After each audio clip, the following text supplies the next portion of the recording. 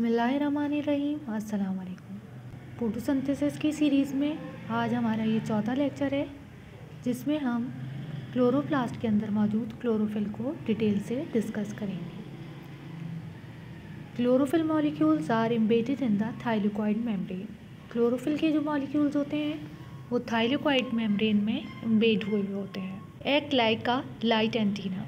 और ये chlorophyll molecules light antenna के तौर पे वर्क करते हैं। जैसे एंटीना मुख्तलिफ सिग्नल्स को कैप्चर करता है, इसी तरह से ये क्लोरोफिल के मॉलिक्यूल्स लाइट एनर्जी को कैप्चर करते हैं और फिर आगे उन्हें ट्रांसफ़र कर देते हैं। These molecules can absorb sunlight energy. ये मॉलिक्यूल्स जो हैं वो सनलाइट को एब्जॉर्ब करने की सलाहियत रखते हैं। ये हमारे पास क्लोरोप्लास्ट है। ये क्लोरोप्लास्ट में मौजूद आउटर मेम्ब्रेन है और ये क्लोरोप्लास्ट की इनर मेम्ब्रेन है। और यहाँ पे ये जो ये वाला स्ट्रक्चर है ये ग्रेना है। जब थाइलेकोइड मेम्ब्रेन स्टैक की फॉर्म में मौजूद होती है तो उस स्ट्रक्चर को हम ग्रेना का नाम देते हैं। यहाँ पे देखिए, जब हम क्लोरोफिल के मॉलिक्यूल की बात करते हैं, chlorophyll molecules embedded in thylakoid membrane. Thylakoid membrane, ये जो थाइलेकोइड मेम्ब्रेन है, इस थाइलेकोइड मेम्ब्रेन में ये देखिए, ये थाइलेकोइड मेम्ब्रेन है। इस थाइलेकोइड मेम्ब्रेन की ये जो अपर साइड है ये हाइड्रोफिलिक है और जो लोअर साइड है वो हाइड्रोफोबिक है। ये देखिए, जैसे प्लाज्मा मेम्ब्रेन की हमारे पास एग्जाम्पल मौजूद है जिसमें फॉस्फोलिपिड्स की बनी हुई मेम्ब्रेन होती है, इसी तरह से थाइलेकोइड की मेम्ब्रेन होती है जिसमें फॉस्फोलिपिड्स की बाइलेयर होती है और ये बाइलेयर जो होती है इसमें फैटी एसिड की चेन मौजूद होती हैं। ये फैटी एसिड की चेन जो है वो हाइड्रोफोबिक होती है और फॉस्फोलिपिड की जो चेन है वो हाइड्रोफिलिक होती है। ये जो हाइड्रोफिलिक है, हाइड्रोफिलिक एंड में क्लोरोफिल मॉलिक्यूल्स एम्बेड हुए होते हैं। ये जो आपको यहाँ पे नज़र आ रहे हैं, ये यहाँ पे क्लोरोफिल के मॉलिक्यूल्स मौजूद होते हैं।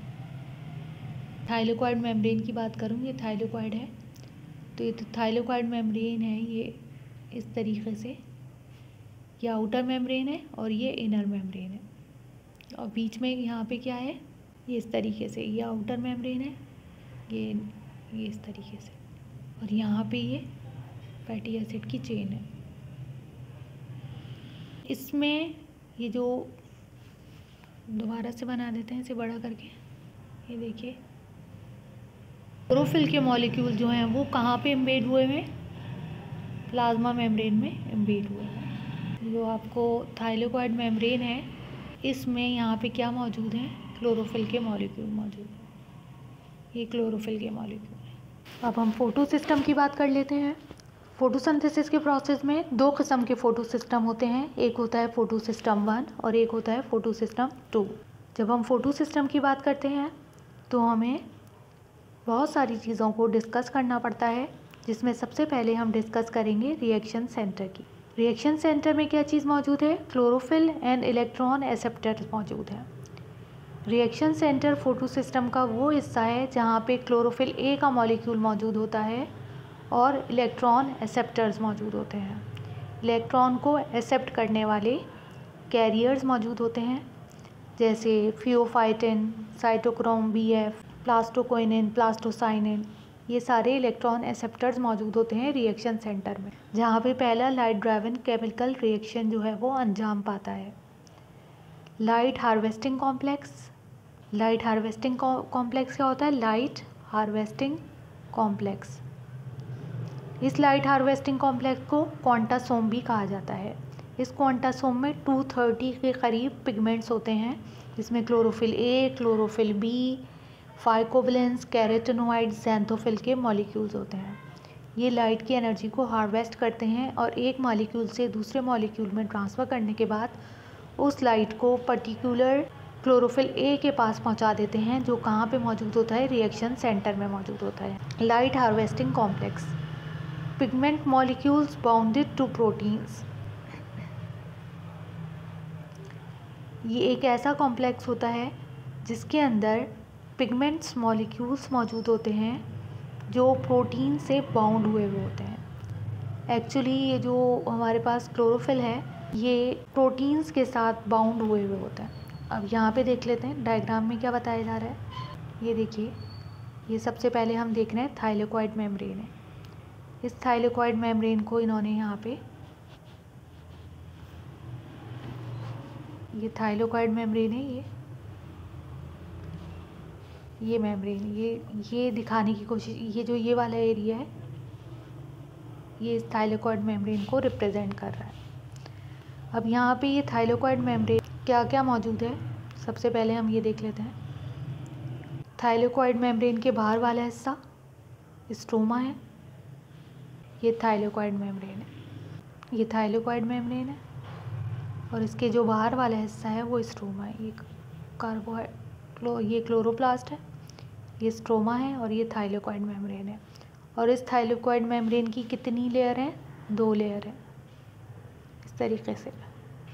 और यहाँ पे क्या मौजूद है, क्लोरोफिल के मॉलिक्यूल्स मौजूद है, इस तरीके से क्लोरोफिल के मॉलिक्यूल्स मौजूद है। तो ये जो हिस्सा है ये वाला हिस्सा है, ये रहा, और इसके अंदर क्या मौजूद है, क्लोरोफिल के मॉलिक्यूल्स मौजूद हैं। ये रहे, देखें क्लोरोफिल के मॉलिक्यूल्स,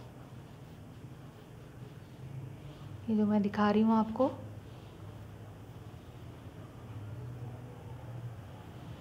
क्लोरोफिल के मॉलिक्यूल्स जो मौजूद हैं वो ये रहे, ये रहे, ये रहे, ये रहे, ये रहे, ये रहे। फोटो सिस्टम की बात कर रहे थे हम। फोटो सिस्टम में हमने बात की थी रिएक्शन सेंटर की और लाइट हार्वेस्टिंग कॉम्प्लेक्स की। रिएक्शन सेंटर कहाँ है, ये रिएक्शन सेंटर है, ये जो बीच वाला हिस्सा है, ये वाला, ये चीज़ इन्होंने, ये चीज़, ये रिएक्शन सेंटर है, सही है। इसके अलावा रिएक्शन सेंटर में क्या मौजूद है, प्राइमरी इलेक्ट्रॉन एक्सेप्टर फियोफाइटिन, यहाँ पे क्या मौजूद है, फियोफाइटिन। जैसे ही रिएक्शन सेंटर के पर्टिकुलर क्लोरोफिल के पास, चाहे वो फोटो सिस्टम 1 हो, चाहे वो फोटो सिस्टम 2 हो, photo system 1 P700, photo system 2 P680। इसके पास जैसे ही इलेक्ट्रॉन अपनी ग्राउंड स्टेट से एक्साइटेड स्टेट में आएगा तो यहाँ से energy reaction centre particular chlorophyll a के मॉलिक्यूल से प्राइमरी इलेक्ट्रॉन एक्सेप्टर या फियोफाइटिन को ट्रांसफ़र हो जाएगी। ये रिएक्शन सेंटर है, इसमें पर्टिकुलर क्लोरोफिल ए का मॉलिक्यूल है, मान लिया 700 का है। तो यहाँ पे जैसे ही 700 के पास एनर्जी आएगी तो ये अपनी एनर्जी किसको दे देगा, प्राइमरी इलेक्ट्रॉन एक्सेप्टर को। खुद ऑक्सीडाइज हो जाएगा और प्राइमरी इलेक्ट्रॉन एक्सेप्टर को क्या कर देगा, रिड्यूस कर देगा। इलेक्ट्रॉन यहाँ से रिएक्शन सेंटर से कहाँ ट्रांसफ़र हो जाएगा, प्राइमरी इलेक्ट्रॉन एक्सेप्टर में। Light harvesting complex, light harvesting complex एक ऐसा रीजन है जहाँ पे क्वांटासोम्स होते हैं, 230 तक के पिगमेंट्स के मॉलिक्यूल्स होते हैं, और ये 230 तक के पिगमेंट्स के molecules chlorophyll A, chlorophyll B, carotenoids और ज़ैंथोफिल पे कंसिस्ट होते हैं। ये देखिए, ये पूरा स्ट्रक्चर आपको नज़र आ रहा है, ये जो आपको पर्टिकुलर ये स्ट्रक्चर नज़र आ रहा है, ये क्या है, लाइट हार्वेस्टिंग कॉम्प्लेक्स है। इसके अंदर मुख्तलिफ पिगमेंट्स के मॉलिक्यूल्स मौजूद हैं। क्लोरोफिल ए भी है, क्लोरोफिल बी भी है, ज़ैंथोफिल भी है, कैरोटीन भी है, कैरोटीनॉइड्स भी है, सही। ये लाइट हार्वेस्टिंग कॉम्प्लेक्स है, ये लाइट हार्वेस्टिंग कॉम्प्लेक्स है। ये लाइट एनर्जी को हार्वेस्ट करेगा और हार्वेस्ट करने के बाद ये कहाँ पे पहुँचा देगा, रिएक्शन सेंटर में। आई थिंक आपको बात समझ में आ रही होगी। ये लाइट हार्वेस्टिंग कॉम्प्लेक्स। अब इस लाइट हार्वेस्टिंग कॉम्प्लेक्स पे क्या पड़ रही है, लाइट पड़ रही है, सूरज की रोशनी पड़ रही है, फोटोन। लाइट जो है वो पैकेट्स की फॉर्म में मौजूद होती है जिसको हम फोटोन का नाम देते हैं।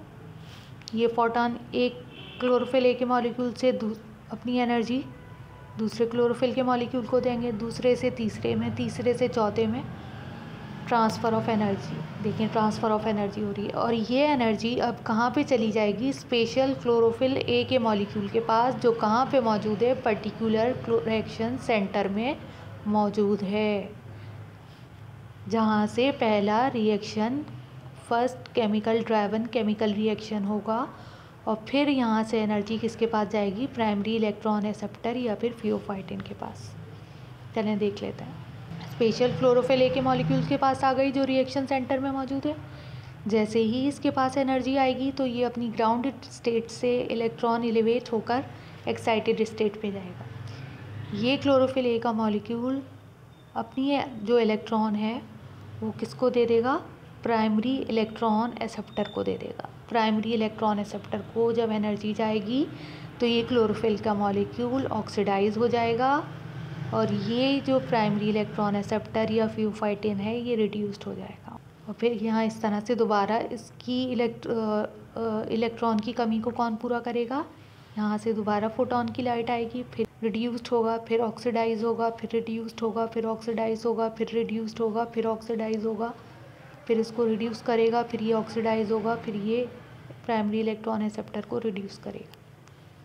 ये पिगमेंट्स मॉलिक्यूल हैं जिन्हें हम कहते हैं क्वांटासोम के मॉलिक्यूल्स। ये थाइलेकोइड स्पेस है।